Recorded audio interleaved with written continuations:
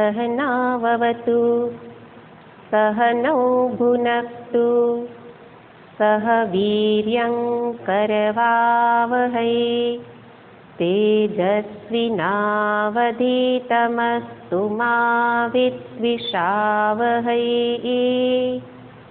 ॐ शान्ति शान्ति शान्तिः।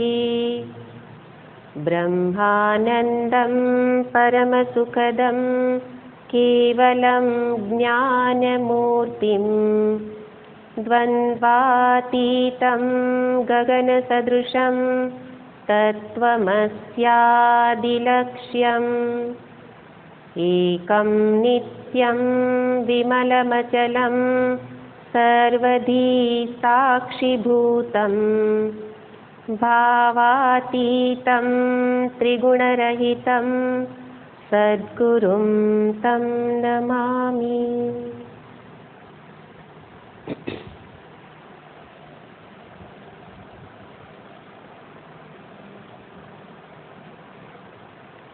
भगवान श्री रमण महर्षि जी एक आध्यात्मिक उन्नतिना सोपानोने दर्शावे छे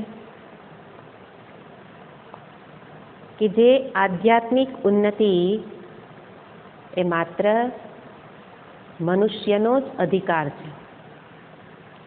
एक मनुष्य ज ज्यां छे त्यांथी आगळ जई शके अने एने आपणे विकास कहेता होईए छीए। ज्यां छीए त्यांथी आगळ जवुं एने शुं कहीए छीए? विकास। पण शास्त्रमां विकासने उन्नति कहेवामां आवती होय, कारण के आपणे जे विकास कहीए छीए एमां बहार कंईक करवानुं छे अने अध्यात्मनी अंदर अध्यात्ममां एटले अंदर करवानुं छे अने ए प्रकारे विकास करी करीने आपणे हरणफाळ भरी विकासनी हरणफाळ। पण आटलो विकास थवा छतांय मारा लक्ष्यनी सिद्धि थयेली नथी। कोई व्यक्तिने तमे पूछो, रस्ते ऊभा हो अने त्यांथी निकळे तो पूछो के 1 मिनिट, तो पेलो शुं कहेशे? मारे टाइम नथी, मोडुं थाय छे। छतां पण आपणे एने ऊभो राखीए, ऊभो राखीने पूछो के कई बाजू जाय छे तो शुं कहेशे? नौकरी धंधा पर जाऊं छुं। पण एने 2-4 प्रश्न वधारे पूछवामां आवे के करीने तारे शुं मेळवવું छे? तो के पैसा मेळववा छे। पैसा मेळवीने शुं करवुं छे? तो के छे भरण पोषण करवुं पड़े, मारुं कर्तव्य छे, भरण पोषण करवुं छे मारा परिवारनुं। बराबर छे। भरण पोषण करवा माटे तो अमुक समयनी नौकरी ए पर्याप्त छे, कर्तव्य छे करवुं जोईए। पण आ ओवरटाइम सवारथी रात सुधी जे भाग दौड़ करे छे तो आटला पैसा भेगा करीने शुं करवुं छे? तो एनी पाछळ अनेक प्रश्न पूछता पूछता अंते उत्तर प्राप्त थशे, मारे सुख जोईए छे, मारे शांति जोईए छे। तो जे कोई भागदौड़ करे छे आपणे पण एमां आवी ज जईए।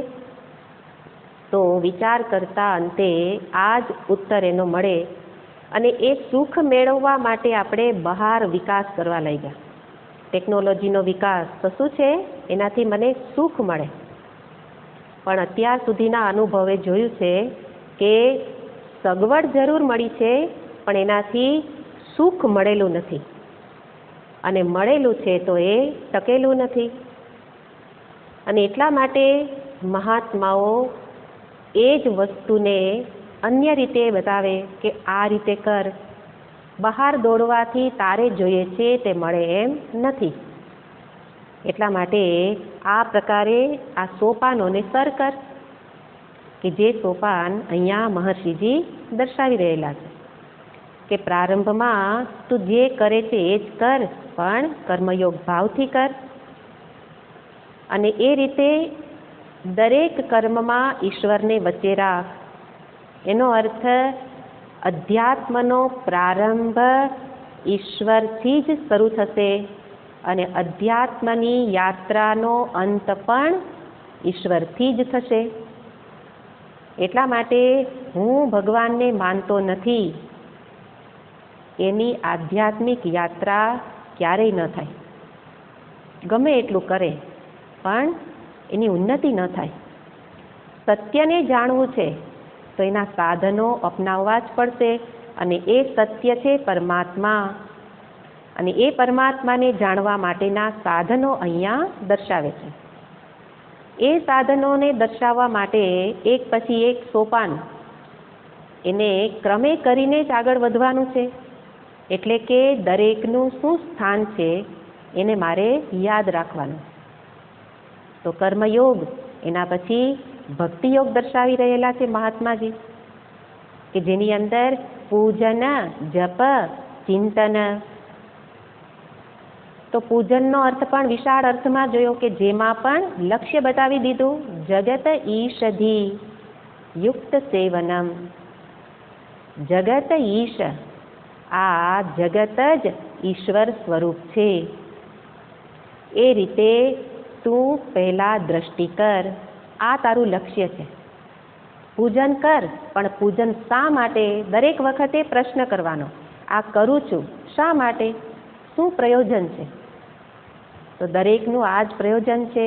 આ દ્રષ્ટિ પ્રાપ્તવ્ય છે કે સર્વત્ર ઈશ દર્શન. અને એ રીતે જગત ઈશ એ પ્રયોજનથી પૂજન કરવું. તો પૂજન એ એક મૂર્તિ પૂરતું સીમિત નહીં થઈ જાય, એનો વિસ્તાર કરવાનો છે, ભગવત ભાવનો વિસ્તાર.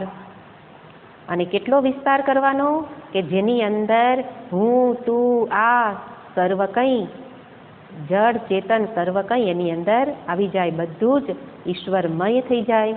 પવન તું, પાણી તું, ભૂમિ તું, ભૂધરા, આ બધું જ કોણ છે? ભગવાન, ભગવત સ્વરૂપ છે. એ પ્રકારની દ્રષ્ટિ પ્રાપ્ત કરવાની છે.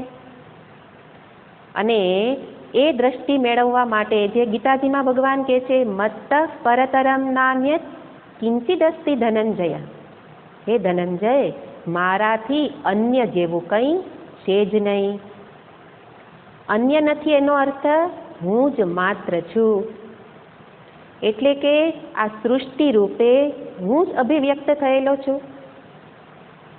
એટલે આગળના બધા જ ક્રમને આપણે પહેલાં સ્મરણમાં લેવાના, નહીં તો પછી આગળ જતા રહીએ ને પછી શું કરવાનું? ફરી પાછો એ જ પ્રશ્ન આવીને ઊભો રહે. એટલે આ બધા ક્રમને યાદ કરીને આગળ વધવાનું છે. તો ભગવાન કહે છે મારાથી અન્ય કંઈ છે જ નહીં. અન્ય કંઈ ન હોય એનો અર્થ જગત રૂપે હું જ અભિવ્યક્ત થયેલો છું. એટલે કે સૃષ્ટિ રૂપે સુખ સ્વરૂપ પરમાત્મા જ રહેલા છે. અને એ પરમાત્મા જ સર્વત્ર હોય એનો અર્થ બધું જ રસથી ભરેલું છે. કારણ કે પરમાત્મા કેવા છે? રસ સ્વરૂપ છે. રસથી ભરેલું છે એનો અર્થ શું છે? બધું જ સરસ છે. બધું કેવું છે? સરસ છે. આ સરસ સૃષ્ટિ છે. અને સરસ સૃષ્ટિ એ મને કેવી લાગે છે? નીરસ. કોને નીરસ લાગે છે? જેણે રસ સ્વરૂપ પરમાત્માને ઓળખ્યા નથી. એટલા માટે એને સૌ પ્રથમ એની ઓળખાણ આપી દીધી. કારણ કે ઈશ્વરને ઓળખ્યા વિના એની અંદર રસ ન પડે, એના માટે પ્રેમ ન જાગે. તો પહેલી જ ઓળખાણ આપી, જગત રૂપે ઈશ જ રહેલા છે. અને એટલે સૃષ્ટિ સરસ છે, પણ અભાગ્યા હોય એને કેવી લાગે? નીરસ. આ નીરસ સૃષ્ટિમાંથી પણ પેલો ભમરો, કોઈક મહાત્મા રૂપી ભમરો, એ શું કરે? એમાંથી રસ ખેંચી લે. અને એના માટે એકના માટે લાગતી નીરસ સૃષ્ટિ બીજા માટે કેવી થઈ જાય છે? સરસ. તો આ રીતે માત્ર દ્રષ્ટિનો દોષ છે. એનો અર્થ સમસ્યા દ્રષ્ટિને કારણે છે. સમસ્યા એ દ્રષ્ટિનો દોષ છે, સમસ્યા સૃષ્ટિનો દોષ નથી. આ બધું આપણા જીવન ઉપયોગી બધી વાતો છે. કારણ કે આપણને પડે પડે સમસ્યા અનુભવાય છે.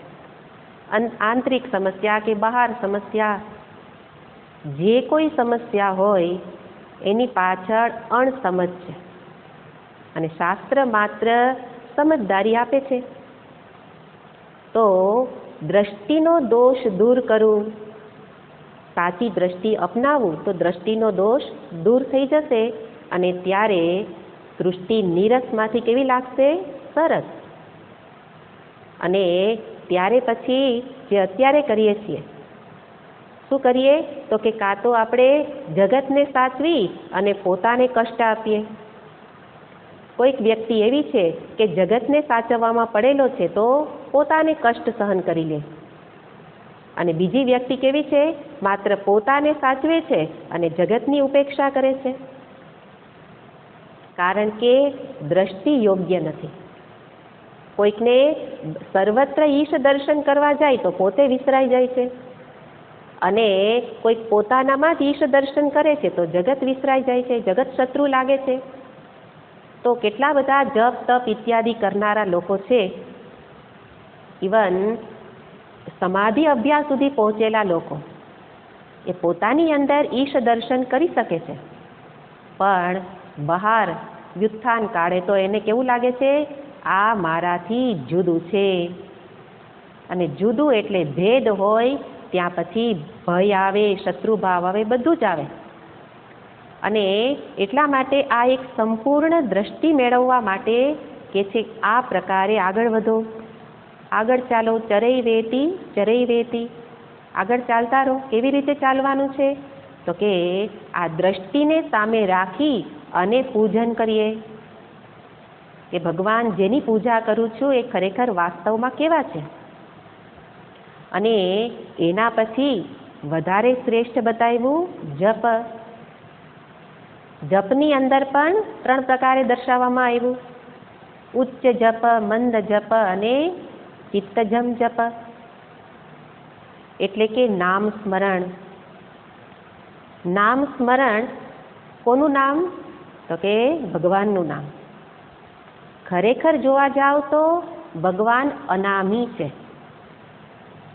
નામ હંમેશા પદાર્થનું હોય, કોઈ વસ્તુનું નામ હોય, જેનો જન્મ હોય એનું નામ હોય. પણ પરમાત્મા તો કેવા છે? અજન્મા. અજન્મા છે એટલે માટે અનામી છે. અનામી હોવા છતાં પણ મારી ઉપર કૃપા કરવા એમણે શું કર્યું? નામ ધારણ કર્યું. અને નામ પણ કોણે આપેલા છે? ભગવાને નથી આપેલા. ઋષિભી પરિગીતાની. વિષ્ણુ સહસ્ત્ર નામ કરતા હો અને સજાગતાથી કરતા હો તો એમાં આગળ જ બતાવે છે, આ સહસ્ત્ર નામ ભગવાને પોતાને નામ નથી પાડેલા. કોણે પાડેલા છે? ઋષિભી. ઋષિઓએ ગાયેલા છે. અને એટલા માટે આપણે કહીએ વિષ્ણુ સહસ્ત્ર નામ, ભગવાન વિષ્ણુના નામ હશે એટલે આપણે તરત પ્રશ્ન થાય કે પણ હું તો શિવનો ઉપાસક છું, એટલા માટે વિષ્ણુ સહસ્ત્ર નામ બોલાય?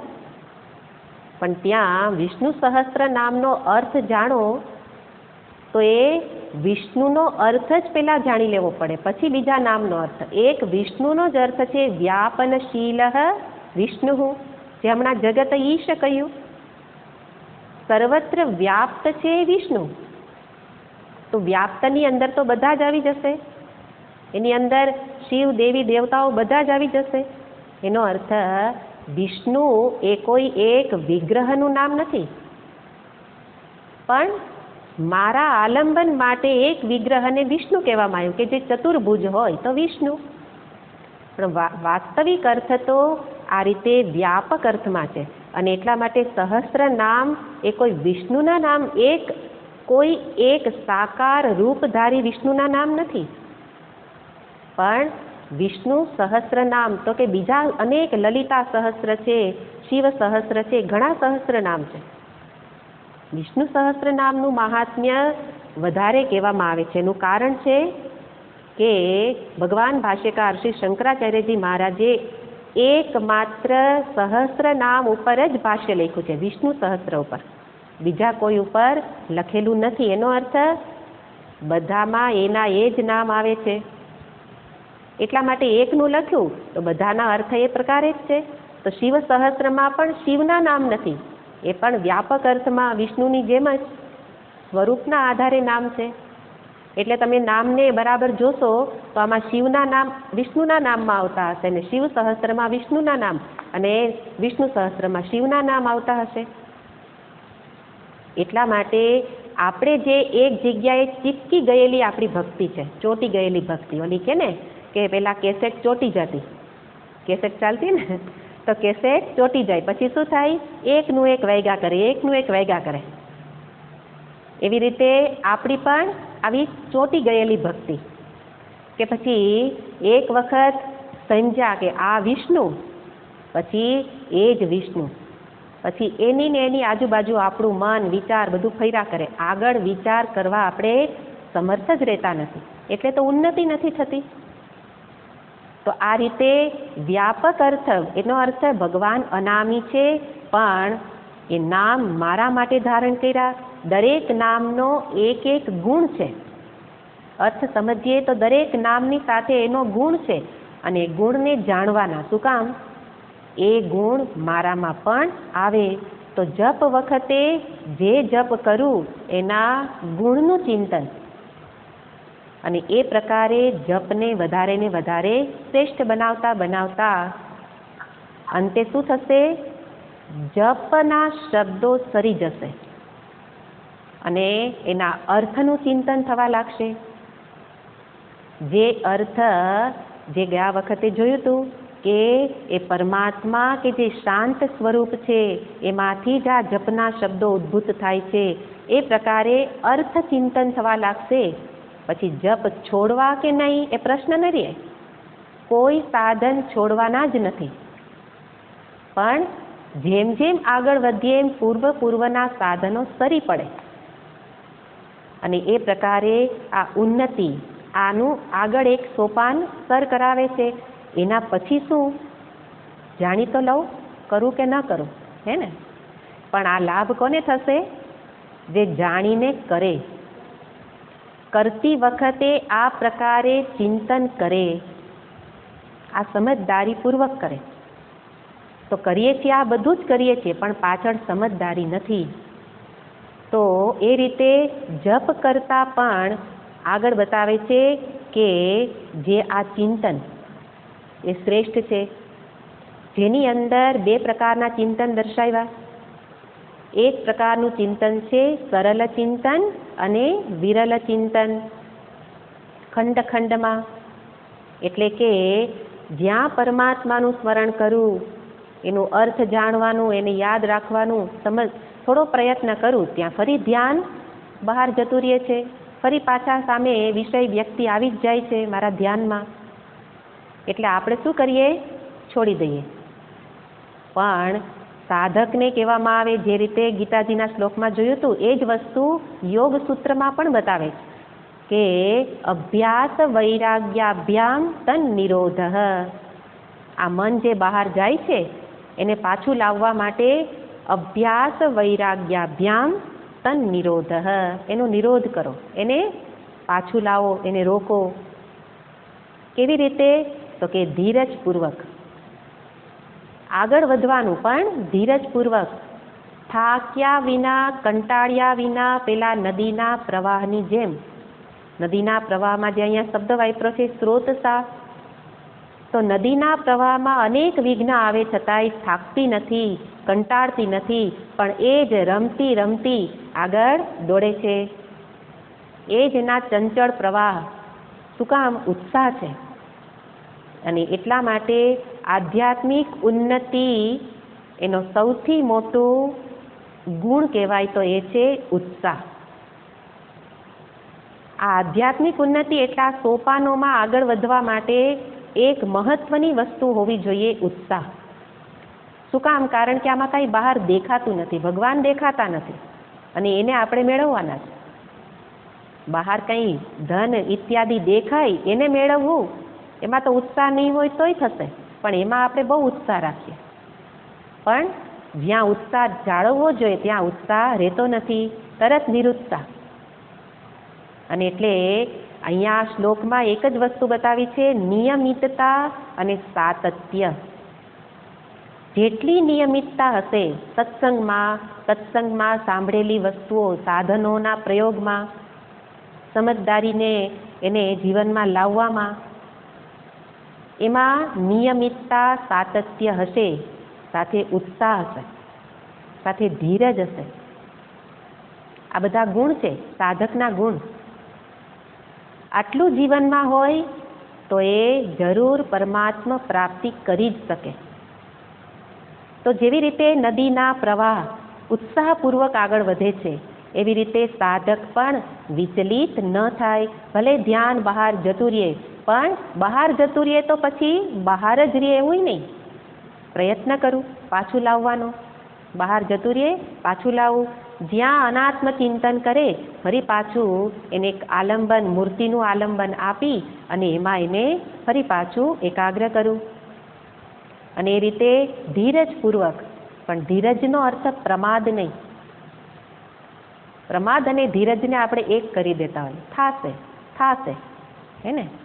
આપણે આશ્રમ બનતો હતો તો ઘણા બધા કાંઈ વાંધો નહીં, થઈ જશે એ પ્રમાદ છે. પણ ધીરજ અને પ્રમાદ એક વસ્તુ નથી. પુરુષાર્થ ખૂબ કરીએ પછી ધીરજ રાખીએ, પહેલેથી ધીરજ ન હોય. પ્રમાદમાં શું છે, પહેલેથી જ બેસીને શું કહીએ, થઈ જશે. એટલે શું, આજ કરે સો કલ કરે સો પરસો. આ પ્રમાદ છે. જ્યારે અધ્યાત્મમાં સાધક કેવો હોય, પુરુષાર્થથી એટલો બધો સભર હોય કે રોજ લગે રહો.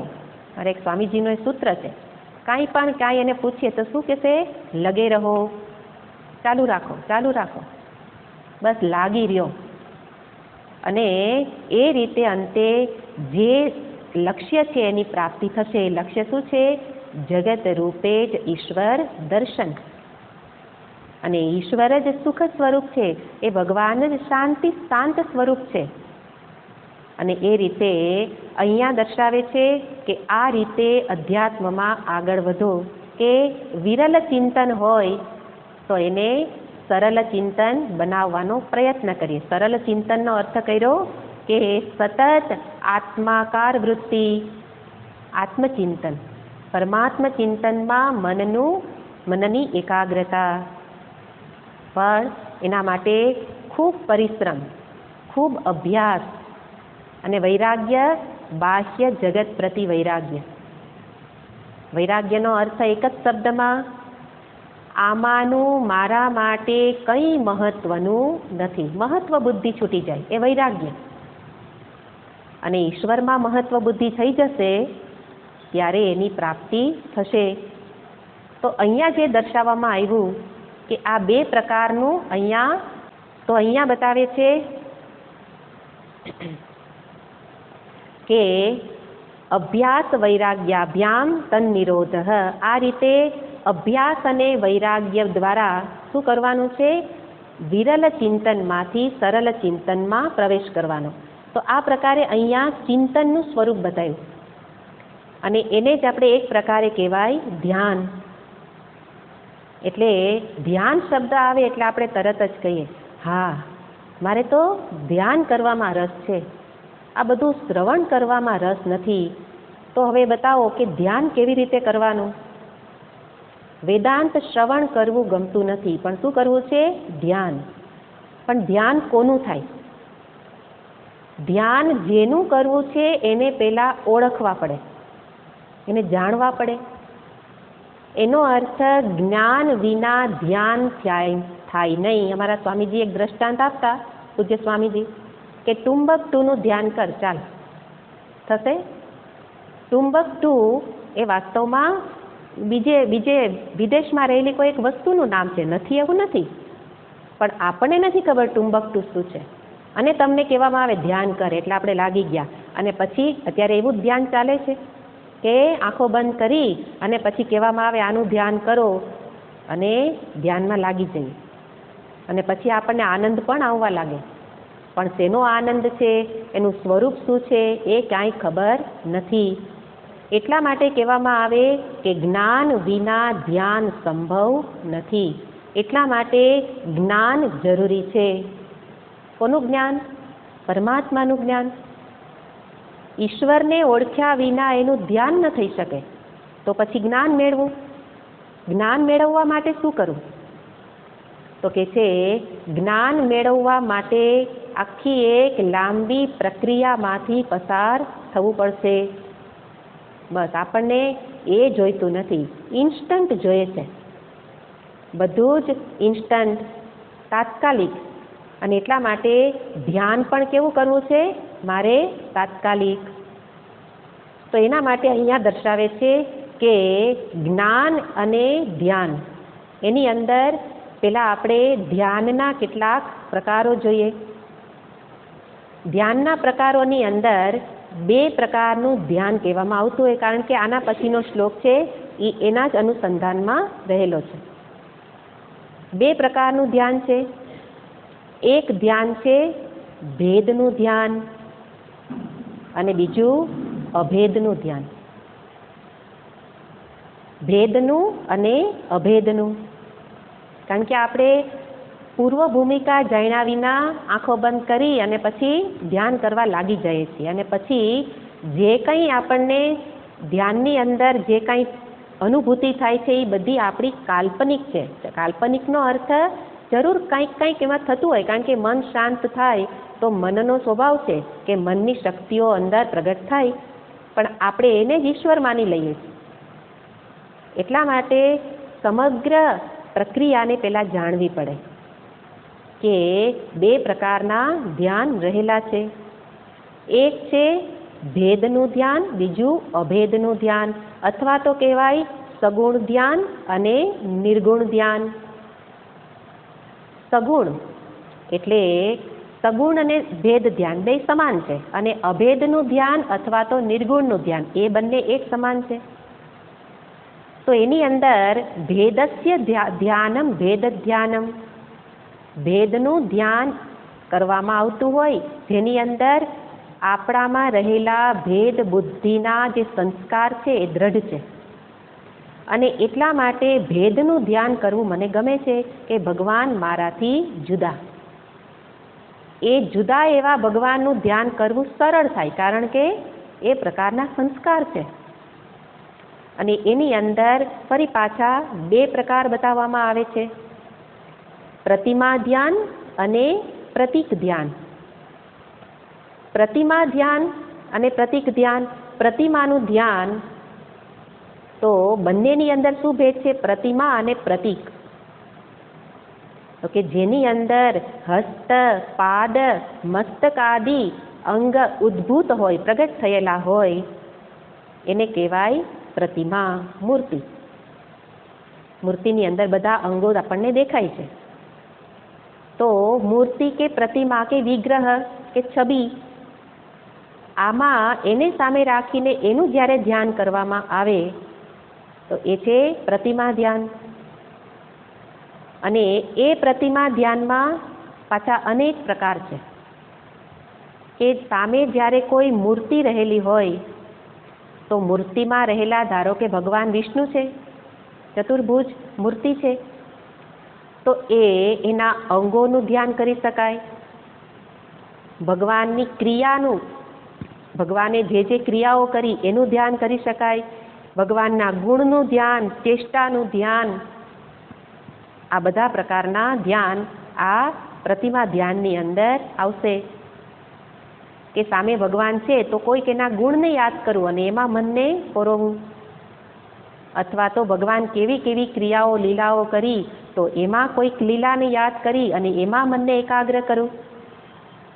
તો એ પ્રકારે પ્રતિમાનું ધ્યાન એ વધારે સરળ છે કે ભગવાનના મસ્તકથી પાદ સુધી, ચરણ સુધી, અને ચરણથી ફરી મસ્તક સુધી, અને એમાં વિચારમાં એકાગ્રતા આવી શકે, ઈશ્વરમય થઈ શકાય, ભગવતમય થઈ શકાય. વિચાર કરવાનો કે ભગવાનના નખ, ચરણના જે નખ છે એની કાંતિ એટલી બધી છે કે સમગ્ર બ્રહ્માંડ એનાથી પ્રકાશિત થાય છે, તો એમાં એ વિચાર કરતાં જ ભગવાનના ચરણનું ધ્યાન સરળતાથી થઈ શકે. તો આ રીતે પ્રતિમા ધ્યાન અને બીજું બતાવવામાં આવે છે પ્રતીક ધ્યાન. પ્રતીક ધ્યાનની અંદર કોઈક ભગવાનનું પ્રતીક લેવામાં આવે. ભગવાન શિવનું પ્રતીક છે શિવલિંગ, ભગવાન વિષ્ણુનું પ્રતીક છે શાલિગ્રામ, કે જેની અંદર કોઈ અંગો જણાતા નથી, પણ માત્ર એક એમનું એક ચિહ્ન, પ્રતીક એટલે એનું એક ચિહ્ન છે. ઓમકાર, ઓમકારનું ધ્યાન પ્રતીક ધ્યાન છે. અથવા કોઈ દીપની જ્યોતનું ધ્યાન કરતા હોય તો આ બધા પ્રતીક ધ્યાન છે. પણ ફરી પાછા દીપની જ્યોતને બધા તો ફરી પાછા અલગ ધ્યાનમાં આવશે. પણ આ બધા ભગવાનના ચિહ્નોવાળું ધ્યાન એ પ્રતીક ધ્યાન. આ પ્રકારનું ધ્યાન એ સરળ છે. સરળ એટલા માટે કે મન એની અંદર જલ્દી એકાગ્ર થઈ શકે છે. એટલા માટે જે આગળ દર્શાવવામાં આવ્યું એની અંદર માત્ર ભાવ બતાવવામાં આવ્યો છે, વિરલ અને સરળ, કે ભગવતમય થવા માટે આત્માકાર થવું અથવા તો ભગવત ચિંતન એક સમાન રીતે ચાલતું રહે અથવા કોકને ચાલતું નથી, એ વિરલ છે. પણ હવે જે બતાવવું છે એની આ પૂર્વ ભૂમિકા છે કે કેવી રીતે એકમાંથી બીજામાં પ્રવેશ કરવો. તો સરળમાંથી જે કઠિન છે એમાં પ્રવેશ કરવામાં આવતો હોય, સગુણમાંથી નિર્ગુણમાં પ્રવેશ થઈ શકે, સીધો નિર્ગુણમાં પ્રવેશ થઈ શકે નહીં.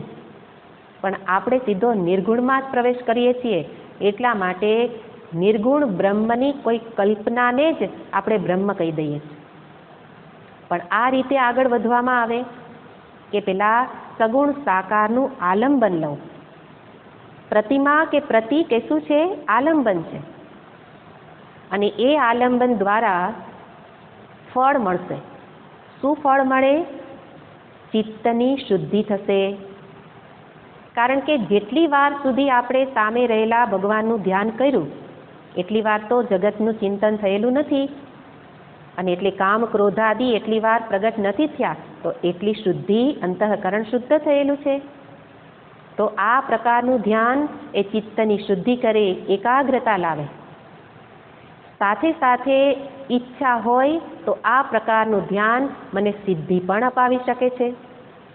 તો સિદ્ધિની ઈચ્છાવાળા પણ આ પ્રતિમા કે પ્રતીક ધ્યાન કરતા હોય. અને જો ઈચ્છા હોય એ જ મળશે. નિષ્કામતાપૂર્વક કરશો તો માત્ર ચિત્ત શુદ્ધિ પ્રાપ્ત થશે, એકાગ્રતા મળશે. પણ સકામ આ રીતે ધ્યાન કરશે તો એ પ્રકારનું ફળ. તો ભગવાનની પ્રાપ્તિ એટલે એના ધામની પ્રાપ્તિ પણ થઈ શકશે, એમના લોકની પ્રાપ્તિ પણ થઈ શકશે. આ પ્રકારના ભેદના ધ્યાનથી, સગુણ ધ્યાનથી. પણ એનાથી વિશેષ સગુણ ધ્યાન આપી શકે નહીં. અને એથી વિશેષ શું કાંઈ છે આપણે તો જાણતા જ નથી.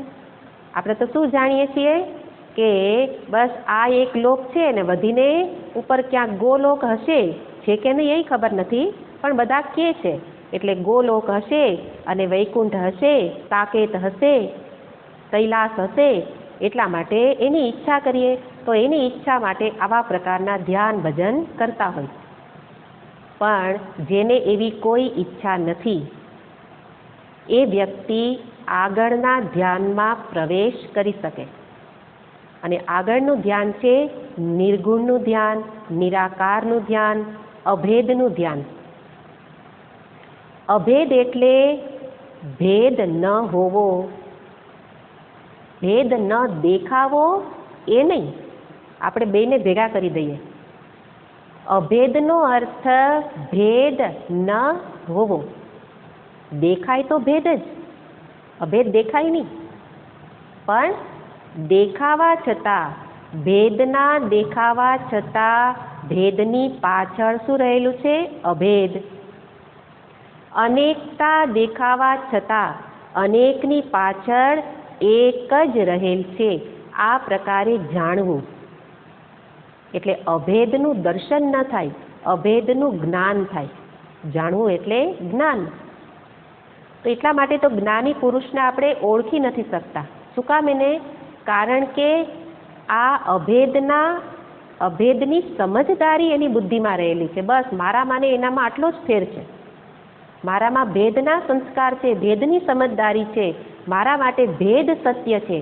એની સમજદારીમાં શું છે? અભેદ સત્ય છે.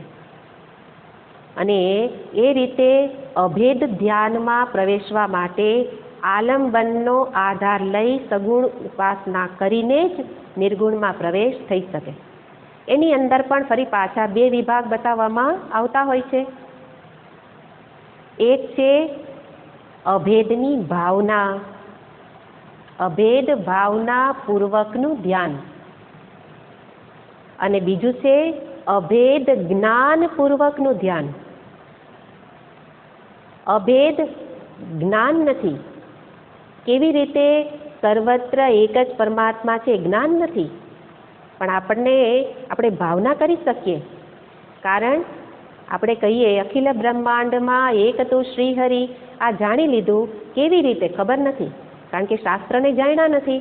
શાસ્ત્રને જાણીએ તો સમજાવે કેવી રીતે, પણ શાસ્ત્ર જાણતા નથી તો કે છે કે અભેદ ભાવ કર. માત્ર ભાવ કર. કે કેવી રીતે નથી ખબર, પણ ભાવ કર કે સર્વત્ર પરમાત્મા છે. તો અભેદ ભાવના પૂર્વકના ધ્યાનને જ બીજું નામ કહેવાય છે અહંગ્રહ ઉપાસના. અહંગ્રહ ઉપાસનાનો અર્થ છે અહમનું એમાં ગ્રહણ કર્યું. એટલે કે હું આ બીજા આલંબન છોડી દીધા બહારના, પણ પોતાનું એક હુંનું આલંબન રાખેલું છે કે આ હું અને આ ભગવાન. બીજા આલંબનો છૂટી ગયેલા છે. એટલે કે જે ભેદભાવમાં શું હતું? ભેદ જ સત્ય હતો. ભેદ સત્ય હતો એટલા માટે એની અંદર સત્ય એટલે ભગવાન મારાથી જુદા છે એવો ભાવ હતો. અહંગ્રહ એટલે અહંગ્રહનો અર્થ હું રૂપે બ્રહ્મને જાણવું, પણ જાણવું નથી, ભાવના કરવાની. એટલે કે હું બ્રહ્મ છું એ રીતે સોહમ સોહમ સોહમ એ રીતે બોલવું. દેહો દેવાલય પ્રોક્તો જીવો દેવ સનાતન. એટલે અહંગ્રહ ઉપાસક શું સમજે છે કે બહાર હવે કોઈ મૂર્તિ કે મંદિર કે એમાં મનને લગાડવાને બદલે હવે પોતાના દેહને શું સમજે છે? દેવાલય. દેહો દેવાલય પ્રોક્તો જીવ દેવ સનાતન. આ જીવ જ દેવ છે, જીવ જ ઈશ્વર છે. ત્યજેદ અજ્ઞાન નિર્માલ્યમ સોહમ ભાવેન પૂજયે. પૂજાની પૂર્વે આ શ્લોક બોલવામાં આવતો હોય કે પૂજા વખતે પણ આપણે આ ભાવ કરીને કરવાનું છે કે જે ઈશ્વર મારા હૃદયમાં બિરાજે છે એનું જ આહ્વાન મેં આ મૂર્તિમાં કરેલું છે. દેવો ભૂત્વા દેવમ પૂજેત. દેવ થઈને દેવની પૂજા કરે. હું બિચારો જીવ, રડતો જીવ એવા ભાવથી પૂજન શાસ્ત્રમાં નથી કહેતા. અને એટલે અહંગ્રહ ઉપાસક આ રીતે પોતાને જ આલંબન રૂપે ગ્રહણ કરે. બીજા મૂર્તિ પ્રતિમાના આલંબનો છૂટી ગયેલા છે અને પૂર્વે કરેલા છે. છોડી દીધા એટલે કર્યું જ નથી ને મારે મૂર્તિની જરૂર નહીં એવો ભાવ નથી, પણ એમાંથી કરીને આવેલો છે. અને હવે પોતાની અંદર જ રહેલા પરમાત્માને જોવાનો પ્રયત્ન કરે છે. એ છે અહંગ્રહ ઉપાસના, કે જેમાં શું છે? અભેદની ભાવના છે. અને બીજા પ્રકારનું ધ્યાન અભેદ જ્ઞાન પૂર્વકનું ધ્યાન, એને કહેવામાં આવે નિધિધ્યાસન. શાસ્ત્રની ભાષામાં શું કહે? નિધિધ્યાસન. કે જેની અંદર શાસ્ત્રને જાણ્યા છે, લાંબા સમય સુધી શાસ્ત્રનું શ્રવણ મનન કર્યા પછી નિધિધ્યાસન આવે. પૂરેપૂરી સ્પષ્ટતા છે કે કેવી રીતે બ્રહ્મનું સ્વરૂપ શું છે, હું કોણ છું, હું કેવી રીતે બ્રહ્મ છું, અને એ જાણી અને પછી અહમ બ્રહ્માસ્મિ એ તત્વમસીના ઉપદેશ દ્વારા અનુભૂતિ કરી અહમ બ્રહ્માસ્મિ. અને પછી જ્યારે ધ્યાન કરે એ શું છે? નિધિધ્યાસન. તો નિધિધ્યાસન પૂર્વે સમગ્ર બધી જ પ્રક્રિયામાંથી સાધનોનો અભ્યાસ કરીને પછી પહોંચવું પડે. તો આ પ્રકારે આ ધ્યાન, જે કોઈ ધ્યાન કરીએ છીએ એમાંથી આ બે પ્રકારની અંદર એનું વિભાજન કરવામાં આવતું હોય. અને એમાંથી જે અભેદ ભાવના બતાવી, જેને કહ્યું અહંગ્રહ ઉપાસના, એ ધ્યાનને અહીંયા મહર્ષિજી હવે પછીના શ્લોકમાં બતાવે છે. આપણે સાથે સાથે યાદ રાખવાનું કે આ બધા સાધનો ભક્તિ યોગના છે. ભક્તિ બતાવે છે, ઉત્તમ ભક્તિ આગળના શ્લોકમાં બતાવશે. આપણે કેટલી બધી સામાન્ય ભક્તિ સમજીએ છીએ. ભક્તિ તો આ છે ઉત્કૃષ્ટ ભક્તિ, કે જે ભક્તિમાં ભગવાનને ઓળખીને ભક્તિ કરવામાં આવે. પ્રેમ ક્યારે થાય? ઓળખો ત્યારે. પણ ભક્તિમાં પ્રેમની સાથે આદર ભળે એ ભક્તિ. આદર સહિતનો પ્રેમ એ ભક્તિ. પણ ક્યારે પ્રેમ, ક્યારે આદર જન્મે?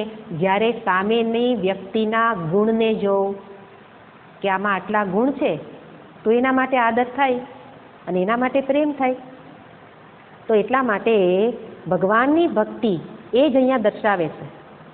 પણ એની અંદર એકાગ્રતા લાવવા માટે શું કરવાનું, એમાં તન્મય થવા માટે શું કરવાનું, એનું માર્ગદર્શન આપે.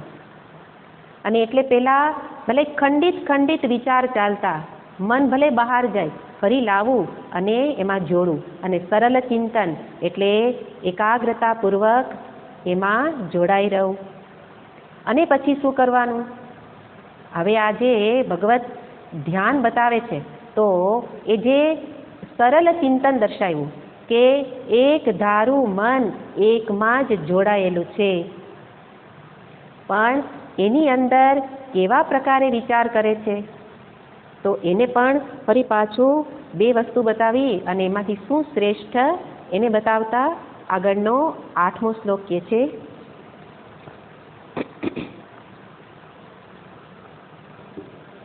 જોજે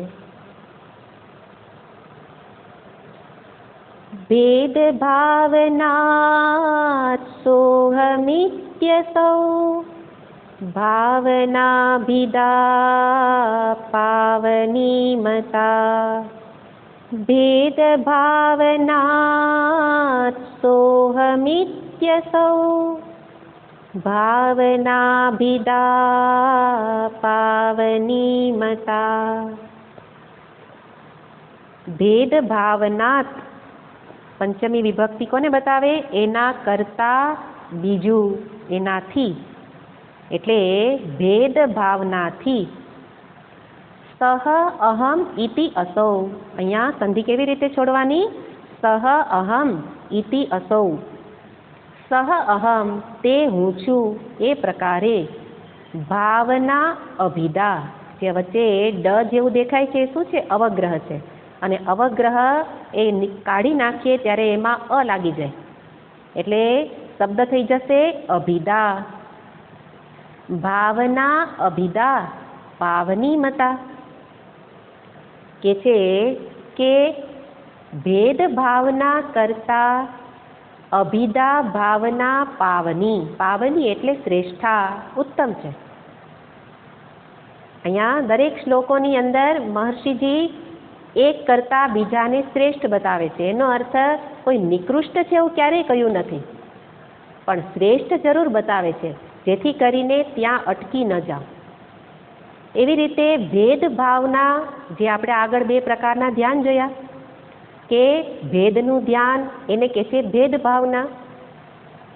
એના કરતાં અભેદ ભાવના કહ્યું છે. એટલા માટે અભેદ ધ્યાનની અંદર જે બે પ્રકાર કહ્યા, એનો પહેલો પ્રકાર શું હતો? અભેદ ભાવના. એને અહીંયા અભિદા ભાવના કહી. એટલે કે નિધિધ્યાસનને અહીંયા લેવામાં આવેલું નથી, એટલે જ્ઞાનપૂર્વકના ધ્યાનને અહીંયા લીધેલું નથી. એ તો હજી પાછળ લેવામાં આવશે, કારણ કે જ્ઞાન તો અંતિમ વસ્તુ છે. પણ ભેદમાં જ રહેલી વ્યક્તિને અભેદમાં લઈ જવી હોય તો એનો એક જ ઉપાય છે, ભાવના કર. ઉપાસનાની અંદર ભાવ મુખ્ય છે. તો એક પ્રકારની ઉપાસના છે. ઉપાસનામાં શું છે? ભાવના કરવાની. ભાવ ક્યારે કરવો પડે? હે ને?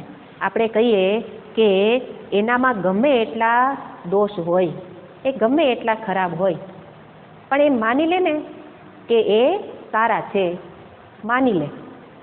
માની લે કે એ સારા છે, એનામાં દયા છે, તો ભાવ કર. એનો અર્થ દયા દેખાતી નથી. દેખાય છે તો એના દોષ જ, પણ મારે એની અંદર એ દોષને જોવામાંથી બહાર નીકળવું હોય તો ભાવના કરવાની કે સારા છે એમ માની લે. કાંઈ નહીં, છે તો સારા, આપણે બોલીએ જ છીએ ને. તો સારા દેખાતા નથી, પણ પરાણે માની લઈએ છીએ.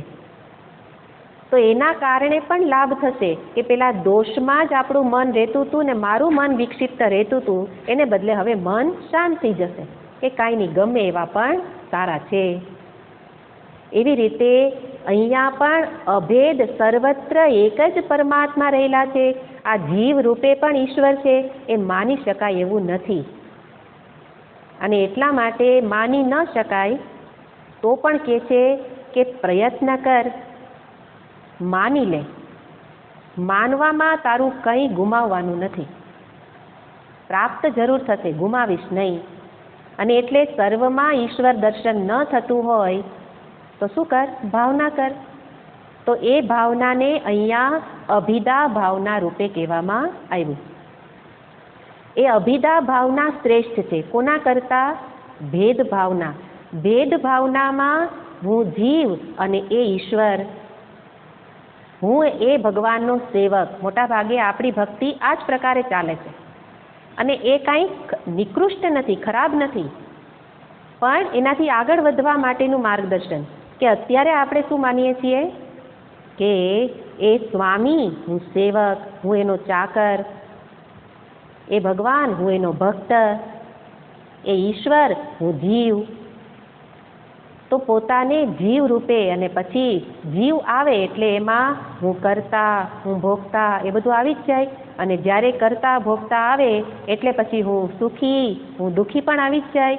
અને પછી હું લાચાર, હું બિચારો, એ પણ. આ તો એક સાથે એક ફ્રી, એક નહીં અનેક ફ્રી. એક વખત હું જીવ, એટલી સમજદારી, એવી જ્યારે એવો નિશ્ચય થઈ ગયો, પછી આ બધું જ પ્રાપ્ત થઈ જાય. અને હું સંસારી. અને પછી પ્રાર્થના કરીએ કે કથમ તરેયમ ભવસિંધુ મેતત. હે ને, શ્લોકમાં કહ્યું છે કથમ તરેયમ ભવસિંધુ મેતત કાવા ગતિર્મે કથમોસ્તિ ઉપાય. હે પ્રભુ, આ ભવસિંધુને પાર કરવા શું કરું, કેવી રીતે કરું? હું તો જીવ છું, હું દુઃખી છું, મારે આ ભવસિંધુને પાર કરવો છે, ઉપાય બતાવો. કાવા ગતિર્મે કથમોસ્તિ ઉપાય. કારણ હું કોણ છું? સંસાર દાવા નલ તપ્ત, દાવા નલ તાપ તપ્ત. હું સંસારના દાવાનળના તાપથી તપેલો છું, દુઃખી છું. હું બિચારો દુઃખી થતો રડતો રડતો આવું અને તમે કહો કે દુઃખ ક્યાં છે? દુઃખ તો છે જ, મારા અનુભવમાં છે. હું દુઃખી છું, હું લાચાર છું, બિચારો છું, ઘણું કરવું છે પણ થઈ શકતું નથી. અને એટલા માટે હે ભગવાન, મને આમાંથી ઉગારો. કોણ કહે? પોતાને જે જીવ રૂપે જાણે છે એ. વાસ્તવમાં સત્ય તો એ જ છે કે તું જીવ નથી. જીવત્વ એ તારી ભ્રાંતિ છે. ભ્રમને કારણે, જેમ રજ્જુ પડી હતી એમાં ઝાંખા અજવાળાથી તને સર્પ દેખાયો, સર્પ બિચારો દેખાયો, અને પછી એમાં ઝેર પણ આવી જ જાય, હે ને? પછી એને કહેવામાં આવે આ સર્પમાં ઝેર નથી. એવી રીતે કહીએ કે સંસાર, તું સંસારી નથી, તું દુઃખી નથી, પણ એના મૂળમાં હું સર્પ નથી એવું તો પહેલાં એ જાણવું પડે ને, પછી ઝેર નથી એવું સમજાય. એવી રીતે હું જીવ નથી એ જાણું તો પછી હું સંસારી, કરતા ભોગતા નથી, પામર નથી. તું તો અમૃતસ્ય પુત્રાહા, તું તો અમૃતનો પુત્ર, અમૃત સ્વરૂપ છે. તું પામર દુઃખી કેવી રીતે હોય? પણ છતાંય અનાદિ જન્મોથી પોતાને જીવ જ માનતો આવેલો વ્યક્તિ એને સીધે સીધું બ્રહ્મ જ્ઞાન ન થાય. એટલે શાસ્ત્ર પ્રક્રિયા અપનાવે કે ભલે તું ભેદ ભક્તિ કર. તો આ ભેદ ભક્તિ કરનારો વ્યક્તિ શું કરે છે? ભેદ ભાવના એટલે ભગવાન મારાથી જુદા છે, હું જીવ છું, અને એ પ્રકારે પ્રતિમા પ્રતીકની પૂજા કરે છે, એના જપ કરે છે, પાઠ ઇત્યાદિ બધું કરે છે. અને એ પ્રકારે જે આપણે કરીએ છીએ એના કરતા એનો અર્થ આ ખરાબ નથી, પણ હજી આગળ વધો. એ ભેદ રૂપે દેખાતા ભગવાન મારાથી જુદા દેખાય છે, એને બદલે હવે શું કર?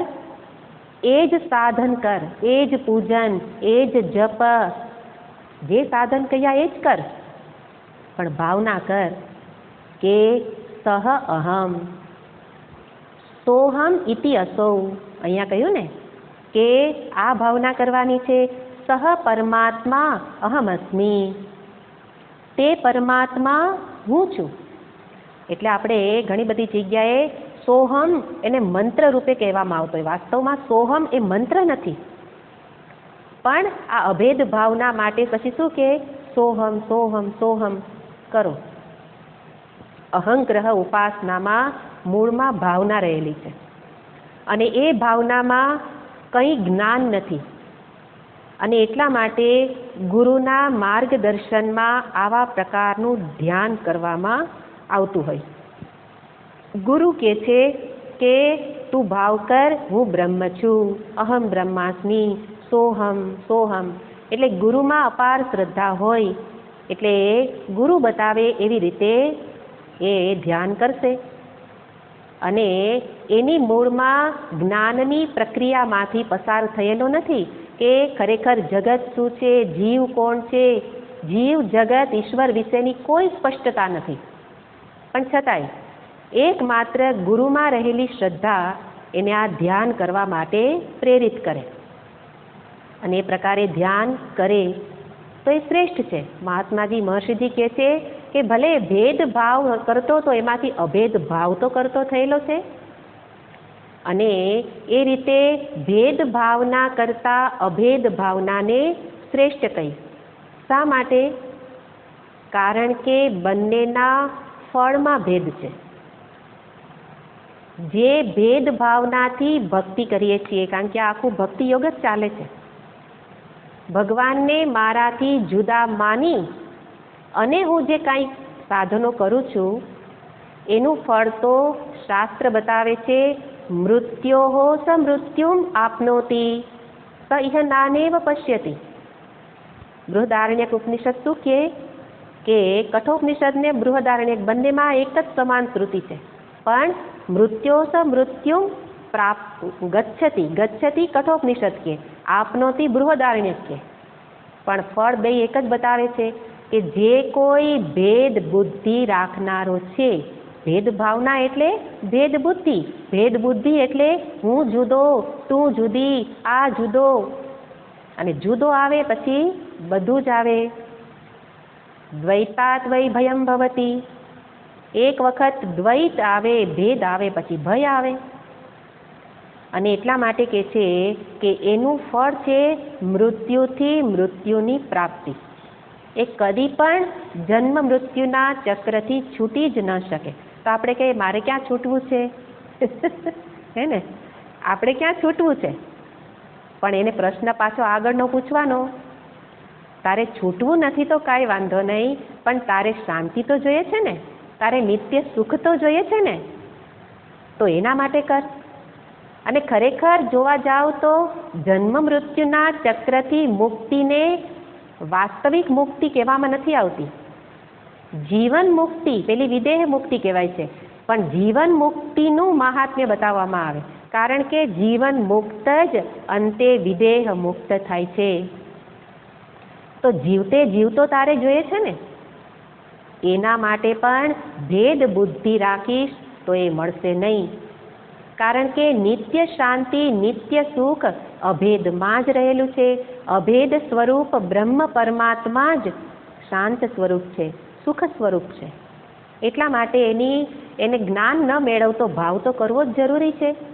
જો ભેદમાં જ રહીશ તો પછી ભેદને કારણે મૃત્યુથી મૃત્યુ, એટલે કે મૃત્યુ તો એક વખત આવશે અને ત્યારે તો એ અનુભવ કરનારો તરત જતો રહેવાનો છે. પણ અત્યારે રોજ રોજ મરું છું, મરતા મરતા જીવું છું. હે ને, હમણાં એક બેનને મળવાનું છું, મેં કીધું હું મરતા મરતા જીવે, કારણ આખા દુઃખના પહાડો જાણે મારી ઉપર જ તૂટી પડ્યા. અને એટલે આપણું મોઢું જ બતાવી દેતું હોય. આપણું છે ને ચહેરો એ પ્રતિબિંબ છે, આપણા મનનું પ્રતિબિંબ. એટલે તો બેઠા હોય તો કોઈકને પૂછવું પડે, કેમ આજે તબિયત બરાબર નથી? કેટલી ચિંતા છે, બહુ ચિંતા. એટલી બધી ચિંતા, શેની ચિંતા? આ બધું કોને આવી જાય? જે ભેદમાં રહેલો છે, જે ભેદ બુદ્ધિના સંસ્કારવાળો છે, એને આ બધું જ પ્રાપ્ત થાય. દુઃખ, ચિંતા, વિક્ષેપ બધું જ પ્રાપ્ત થાય. આ બધાથી છૂટવું એ જ બંધનથી મુક્તિ છે. આ બધું બંધન છે. સ્વામીજી હંમેશા આ શબ્દ વાપરે કે બંધન એટલે શું? તો કે આ દુઃખ, ચિંતા ઇત્યાદિ બંધન છે. અને એના જ કારણે આપણે રોજ મરીએ છીએ. તો મૃત્યુથી મૃત્યુની જ પ્રાપ્તિ થશે. જો ભેદમાં જ રહીશ તો આ જ મળવાનું છે, આનાથી છૂટી નહીં શકે. અને એનાથી એટલે કે તારે દુઃખથી છૂટવું હોય તો પણ અભેદની ભાવના કર. અભેદની ભાવના શા માટે કરવાની? તો તૈત્રીય ઉપનિષદ બતાવે કે યદિ જો ઉદરમંતરમ કુરુતે, યદા હ્યેવૈષમ ઉદરમંતરમ કુરુતે અથ તસ્ય ભયમ ભવતી. જો ઉદરમ અંતરમ કુરુતે, તું થોડો પણ ભેદ રાખીશ તો ભયને પામીશ. અથ તસ્ય ભયમ ભવતી. અને આપણે ભયભીત થઈને જીવીએ છીએ. ચિંતા અને ભયને એ બધાથી યુક્ત આપણે રહીએ છીએ. તો એનો અર્થ જ્યાં ભેદ હશે ત્યાં આ બધું જ આવશે. અને એટલા માટે ભેદ બુદ્ધિને બદલે અભેદ ભાવના કર. અભેદ ભાવનાનું ફળ છે, કારણ કે આપણને ફળ ન બતાવે તો આપણે એમાં પ્રવૃત્તિ ન કરીએ. અભેદનું એટલે અભેદ ભાવના કરવાથી ફળ, આમ તો જ્ઞાનનું ફળ બતાવે છે. બ્રહ્મવિદ આપનોતિ પરમ. બ્રહ્મને જાણનારો બ્રહ્મ બની જાય છે. અભયમ વૈ જનક પ્રાપ્તોસી. હે જનક, અભયમ વૈ પ્રાપ્તોસી, તું અભયને પ્રાપ્ત થા. ક્યારે અભયને પ્રાપ્ત થવાય? નિર્ભય. એટલે નિર્ભય અને અભય બે શબ્દ છે. બહાર વ્યવહારમાં જે વ્યક્તિ થોડા ઘણા અંશે નિર્ભય હોય એ જ અંતે પોતાના અભય એવા ચૈતન્ય સ્વરૂપને પામી શકે. એટલા માટે પણ જે જીવનમાં ભય અનુભવાતા હોય એ ભયને પણ વિચાર કરીને દૂર કરવા જોઈએ. અને સાથે ઈશ્વરની કૃપા મેળવવા માટે આ પૂજન ઇત્યાદિ કરતી વખતે પ્રાર્થના કરી શકાય કે મને નિર્ભય બનાવે. એ જ અંતે અભયને પ્રાપ્ત થશે. ન તસ્ય પ્રાણાહ ઉત્ક્રામંતી અત્રૈવ સમવલીયંતે. આ અભેદનું ફળ છે કે એના પ્રાણ પછી ઉત્ક્રમણ કરતા નથી. અત્રૈવ સમવલીયંતે, અહીંયા જ એ મહાભૂતોમાં એનું સૂક્ષ્મ શરીર વિલીન થઈ જાય છે. તો આ અભેદ ભાવના કરવાથી અંતે અભેદ જ્ઞાનનો અધિકારી થશે. હજી જ્ઞાન માટેની આખરી પ્રક્રિયામાંથી તો પસાર થવાનું બાકી છે. એની પહેલા અભેદ ભાવના તો કરું કે એ જ પરમાત્મા હું છું, મારાથી એ જુદા નથી. હું અને ઈશ્વર વચ્ચે એકત્વ થાય પછી હું અને જગત એના વચ્ચે અભેદ થઈ શકે. ખરેખર જીવ જગત ઈશ્વરમાં અભેદ રહેલો છે, પણ પેલા મારા અને ઈશ્વર વચ્ચે તો અભેદ ભાવ કરું. અને એના માટે અહીંયા દર્શાવે છે કે ભેદમાં જ રહેવાને બદલે હવે અભેદનો ભાવ કર, કારણ કે એ શ્રેષ્ઠ છે. અને એ અભેદ ભાવ કરતા કરતા અંતે અભેદ જ્ઞાનનો અધિકારી થઈશ. અને જ્ઞાન માટેની પ્રક્રિયા માટે પહેલા અધિકારીત્વની જરૂર છે. કારણ કે આત્મજ્ઞાન એ વાંચીને ન મળે. ઉપનિષદ વાંચીને આત્મજ્ઞાન ન થઈ જાય. શાસ્ત્રના અભ્યાસ વિના આત્મજ્ઞાન ન થઈ જાય. અને જો માનતા હો કે હું આત્મજ્ઞાન મેં મેળવી લીધું શાસ્ત્રના અભ્યાસ વિના, આ મહર્ષિજીએ ક્યાં અભ્યાસ કર્યો હતો? હે ને? હવે તો દ્રષ્ટાંત સામે આવી ગયું. મહર્ષિજી ક્યાં ભણવા ગયા હતા? નરસિંહ મહેતો ક્યાં ભણવા ગયો હતો? હે ને? એટલે પોતાને કોની સમકક્ષ ગણવા લાગે? હું નરસિંહ મહેતો. હે ને? તો નરસિંહ મહેતાના કામ તો ભગવાન કરી ગયા હતા અને તું તો માથે ટોપલો લઈને ફરે. એટલા માટે જ્ઞાન મેળવવા શાસ્ત્રનો અભ્યાસ અનિવાર્ય છે. શાસ્ત્રાભ્યાસ વિના આત્મજ્ઞાન થાય નહીં. અને શાસ્ત્રનો અભ્યાસ ગુરુ પરંપરાથી જ પ્રાપ્ત થાય. આ શ્રવણ પરંપરા છે, આ શ્રુતિ પરંપરા છે. એટલા માટે ગુરુની સમીપ જવું પડે. અને એ જ આકરું છે. આપણે કોઈને ગુરુ માનીએ નહીં. હું જ મારો ગુરુ. હે ને? અને એટલા માટે જ્ઞાનનો અધિકારી નથી. જ્ઞાનના અધિકારી માટે અત્યાર સુધી બતાવ્યા એ પ્રકારે સોપાન સર કરે તો જ્ઞાનનો અધિકારી બને. ત્યારે એ શ્રવણ કરી શકે. એટલે શ્રવણ કરવાનું પણ અધિકારીત્વ જોઈએ. અત્યારે તો કુતૂહલ વશાત આપણે આ બધું સાંભળી લેતા હોઈએ, પણ સાચા સાધક, સાચા જિજ્ઞાસુ નથી. સાચો જિજ્ઞાસુ તો કોણ છે? કે જેના માટે તીવ્ર ઝંખના છે.